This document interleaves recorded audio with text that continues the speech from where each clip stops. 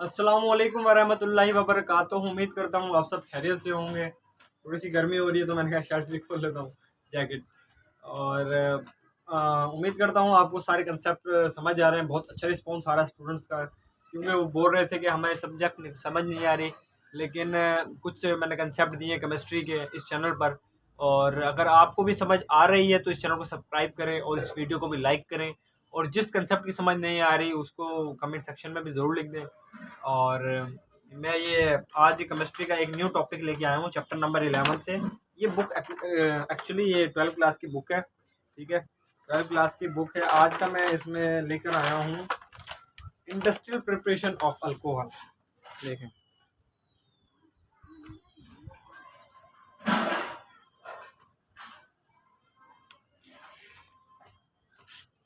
ठीक है। इंडस्ट्री में अल्कोहल किस तरह से बनाई जाती है। Methanol, how is methanol obtained on the large scale. Large scale का मतलब कहीं भी अगर एग्जाम या टेस्ट में कोई लार्ज स्केल या कुछ इस तरह का वर्ड आए तो इसका मतलब होता है कि इंडस्ट्री में ये चीज़ किस तरह बनाई जाती है। कुछ बच्चे कंफ्यूज हो जाते हैं कि ये क्या है, लेबॉर्ट्री की बात कर रहा है या फिर इंडस्ट्री की बात कर रहा है।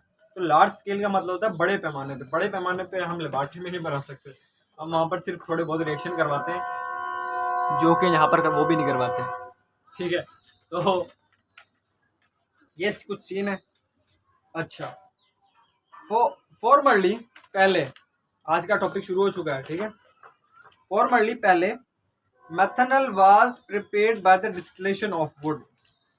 मैथनल किससे प्रोड्यूस की जाती थी? डिस्टिलेशन ऑफ वुड से, वुड की डिस्टिलेशन से। That is why it is also called wood spirit. और यही वजह है कि पहले मैथनल को क्या बोला जाता था, पहले अल्कोहल को क्या बोला जाता था? Wood spirit. Okay, wood spirit बोला जाता था।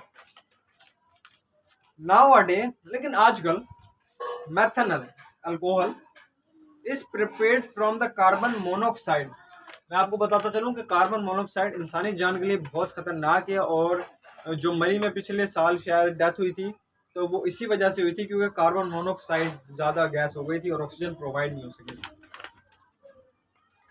एंड हाइड्रोजन और water gas as follow.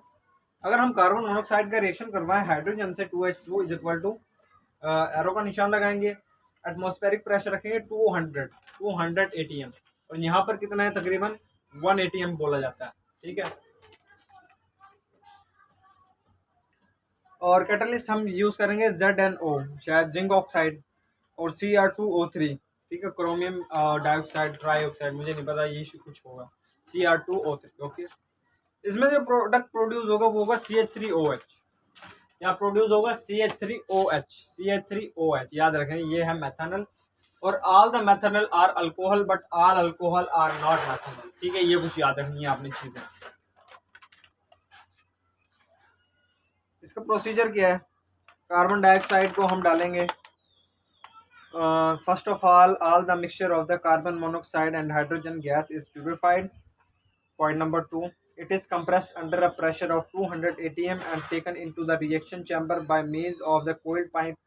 Here the catalyst is heated up to the 450 to 500 centigrade. ATM कितना होगा, प्रेशर कितना होगा?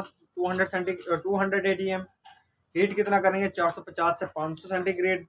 Gases react to the form methanol vapor which is passed through the condenser to get methanol.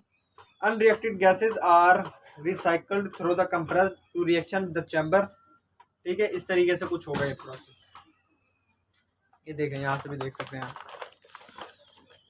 ये carbon monoxide जा रही है, purified हो रही है गैस, यहाँ से कंप्रेस हो गई तकरीबन 200 ATM तक।